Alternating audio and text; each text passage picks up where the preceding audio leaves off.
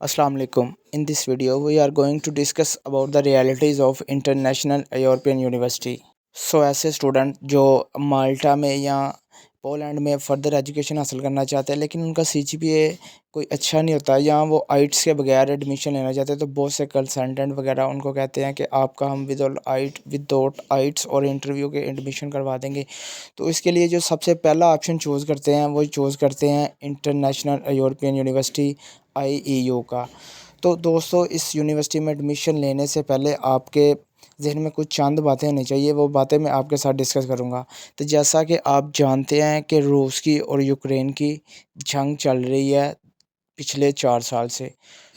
तो ये यूनिवर्सिटी थी यूक्रेन के अंदर, तो उन्होंने अपनी तलीमी सरगर्मियों को जारी रखने के लिए वो यूनिवर्सिटी जो है टेम्परेरी तौर पे अपनी यूनिवर्सिटी मुंतकिल कर दी माल्टा और पोलैंड, दूसरे कंट्रियों से उन दूसरे कंट्री ने उनको अपना दी।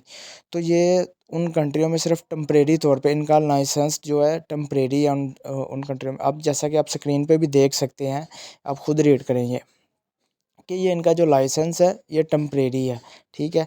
और इसके बारे में ये भी है कि बाज़ दफ़ा ये स्टूडेंट को तंग करते हैं। आप एडमिशन तो ले लेते हैं यूनिवर्सिटीज़ के अंदर, ठीक है, लेकिन ये ख़ास तौर पे पाकिस्तान के जो बच्चे हैं और जब ये फ़ीसें जमा करवाते हैं तो उनको तंग करते हैं, क्योंकि ये उनका मेन कैंपस नहीं है, ठीक है। उन्होंने सिर्फ उधर एक बिल्डिंग भी उनके पास जो है वो भी रेंटल है, ठीक है। उनकी ज़ाती बिल्डिंग नहीं है, वो भी उनके पास रेंटल है। और सबसे मेन बात ये है कि अगर हम रियलिटी की बात करें तो जो भी बच्चा 20-25 लाख लगा के बाहर जा रहा है उसका मेन मकसद स्टडी से ज़्यादा कमाने का होता है।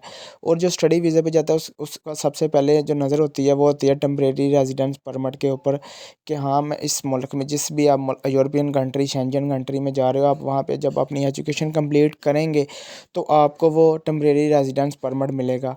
तो इस यूनि में अगर आप जाते हैं तो इस तरह का आपका कोई सीन नहीं है, क्योंकि जो ये यूनिवर्सिटी की जो डिग्री है ये यूक्रेन की तरफ से रजिस्टर्ड है, ये माल्टा या पोलैंड की गवर्नमेंट की तरफ से रजिस्टर्ड नहीं है। और आपको परमानेंट रेजिडेंसी परमिट अप्लाई करने के लिए उस मुल्क की रिकग्नाइज्ड डिग्री चाहिए होती है, क्योंकि जब आप एप्लीकेशन देते हैं तो उसके साथ आप उसकी सपोर्ट के लिए आपके पास उस कंट्री की रजिस्टर्ड डिग्री होनी चाहिए। और ये जो डिग्री है ये यूक्रेन की रजिस्टर्ड है, ये माल्टा और उसकी रजिस्टर्ड नहीं है। तो इससे ये बात है कि आप इस यूनि की डिग्री के ऊपर फर्दर PSW के लिए तो आप टेम्परेरी रेजिडेंस परमिट के लिए अप्लाई नहीं कर सकेंगे। तो इसके बाद आपके पास दो ही ऑप्शन होंगे, या तो आप डिग्री के बाद अपने कंट्री वापस आ जाएंगे या इसी दौरान आपको मेहनत करके माल्टा कंट्री का परमानेंट रेजिडेंसी परमिट लेना होगा, या तो आपको फ़रार होना पड़ेगा। तो यही ऑप्शन आपके पास होंगे। तो इस वजह से इस यूनि में एडमिशन या पैसा लगाने से पहले अच्छी तरह से सोच लीजिएगा, क्योंकि इसका जो लाइसेंस है वो भी टेम्परेरी है। वो कब इनका लाइसेंस कैंसिल हो जाए या डेट एंड हो जाए, आपको यूक्रेन वापस आना पड़ेगा इनके बिहाफ़ पे, क्योंकि अभी आप इन्होंने आपको रिस्पॉन्स किया तो आपकी इनकी रिस्पॉन्सिबिलिटी से आप माल्टा या पोलैंड में जा रहे हैं। तो ये चंद चीज़ें अपने ज़हन में ख्याल रखिएगा इस यूनि में एडमिशन लेने से पहले, ठीक है। और एक ये बात है कि जब फ़ीस जमा करवा देते हैं ना पाकिस्तानी बच्चे और इंडियन बच्चे, तो उनको थोड़ा सा तंग करते हैं, ठीक है। तो उम्मीद करता हूँ कि आप गौर से इस बारे में ख़ुद भी सर्च करिएगा। मैं इसके ऊपर आपको जो फैक्ट्स एंड फिगर दिखाई है, इनकी वेबसाइट दिखाई है, ठीक है, इसके बारे में सब कुछ दिखाया है। तो इन सारी चीज़ों को मद्देनज़र रखते हुए सोच समझ के ना इस यूनिवर्सिटी में अप्लाई करिएगा।